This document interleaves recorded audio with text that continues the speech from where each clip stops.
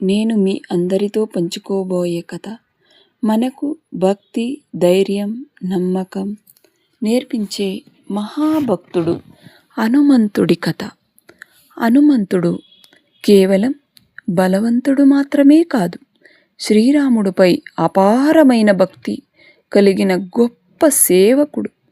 ఆయన జీవితంలో జరిగిన ఒక చిన్న సంఘటన మనందరికీ గొప్ప ప్రేరణాత్మకంగా ఉంటుంది.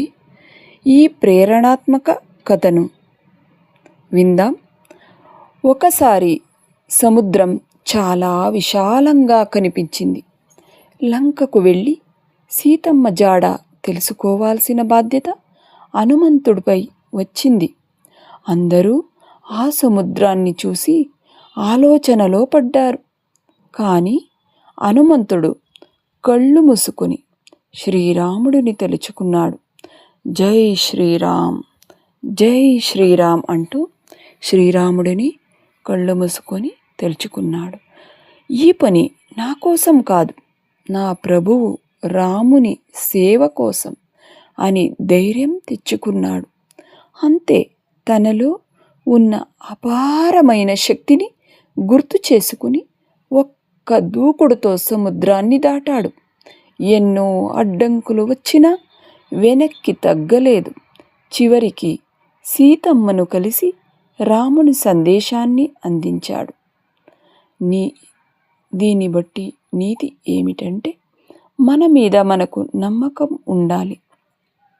మంచి లక్ష్యం కోసం భక్తితో చేసే ప్రయత్నానికి ధైర్యం తోడవుతుంది.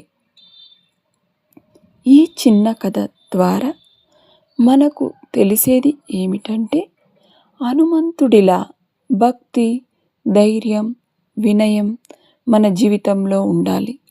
మంచి పని కోసం ఎప్పుడూ ప్రయత్నిస్తూ దేవుడిపై నమ్మకం ఉంచాలి. ఇంతటితో హనుమంతుడి ప్రేరణాత్మక కథను ముగిస్తున్నాను. అందరికీ నా నమస్కారాలు. జై శ్రీరామ్, జై హనుమాన్. అలాగే ఈ కథ మీకు నచ్చినట్లయితే లైక్ చేయండి, షేర్ చేయండి. Thank you.